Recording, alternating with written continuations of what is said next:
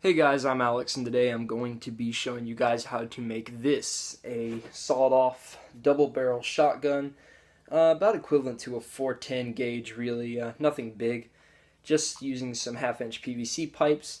And so, a little intro before I go on with the tutorial. First of all, this breaks open and close, and I'll show you how I did that in the video. But I wanted to talk a little bit about how this came up. About a year or so ago, maybe more, I made an Arasaka Type 99 bolt-action rifle, and I'll show you a picture here. So what you just saw was the Arasaka's stock. The bolt actually fell off, and the bolt retainer broke, all in a pretty bad way, so I couldn't fix it.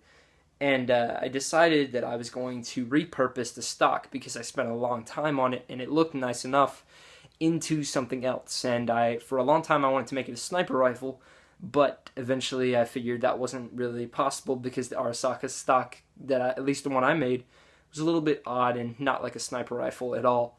So I thought, well, why not make it a shotgun? My original plan was to make a double-barrel, long-barrel shotgun with a full stock and 2 triggers. What ended up happening, though, is I was going to make it a fixed barrel assembly, so it wouldn't actually break open and close like this does. But I decided, what's the fun of a break-action shotgun if it doesn't break open and closed? So I broke off the long barrels that I had made and then made a break-action for it. But then I figured out that the long barrels were actually too heavy for the break action, and you'll see that in the video. So I ended up having to saw it down, which left me with a really short-barreled gun and a really long stock. Then at one point I decided, you know what, it would just look best if I sawed off the stock, cut my losses, and turned it into a sawed-off pistol shotgun. And so that's exactly what I did. That's what you see here, and that's what I'm going to teach you how to do today. The first step is obviously to convert the stock to a shotgun stock, and I did this by planing it to make it a bit smoother, then staining it a different color, and cutting this hinge piece at the front for where the break action will be. Also cutting in this hole where all the parts will be that hold the break action together when it's closed. This is the other part of the stock, the front end, where I took 2 PVC pipes, about the equivalent of a 410 gauge shotgun or 20 gauge, and hot glued them to the front end stock that I carved out. And these 2 hinges go together. I put another piece of pine wood that I cut the size in a slot here in the forestock, and it goes into this hinge here, as you can see. Just put this down for a sec, like that. I also cut and drilled a screw into this for the locking pin, which will catch onto a mechanism similar to the shape of a human arm. So you line these 2 up, and you put this little hinge in and screw it in through the hinge piece, and you've got your break action, like that. And because of the way it's cut, it stops right here, so you can load the shells easily and then whip it back up. Now to make the locking mechanism. Cut out a small block here to rise off the frame here. Next we're going to do something a lot of people are going to find pretty difficult, so I'm going to try to simplify it as much as possible. Basically, we're making a key to go over this block that we made. So put the block down like that, draw around it so you know how the key is supposed to look, and then draw a side view of that key. But don't cut it out yet. First, make it so that the wood here is thinner than the saw blade so you can get all the way through it.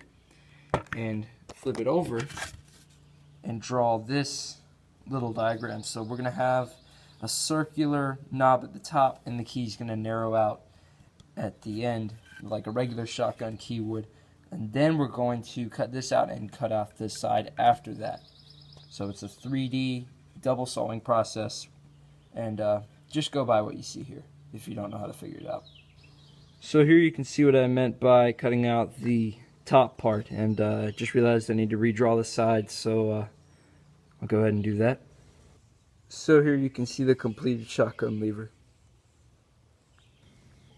Here you can see that I have cut out the final piece, which is a little hook-shaped piece that extends from the pivot point here.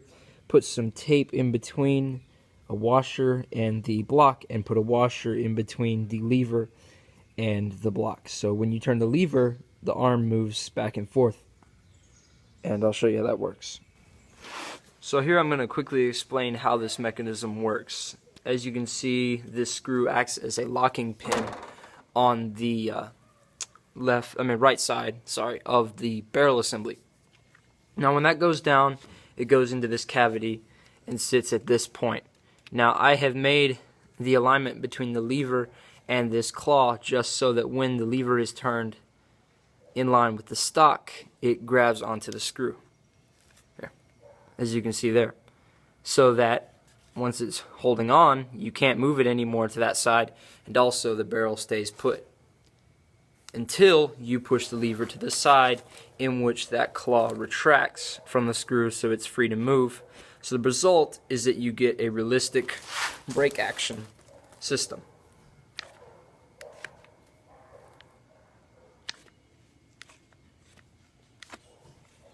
And then you can whip it back, but it's kind of hard. And I decided it was just too odd looking to have that short of a barrel and that long of a stock on it, so I just sawed it off completely. I sawed off the end of the stock butt and planed and smoothed out the pistol grip so it looks like it was never there. And yeah, just going for the Mad Max double barrel look.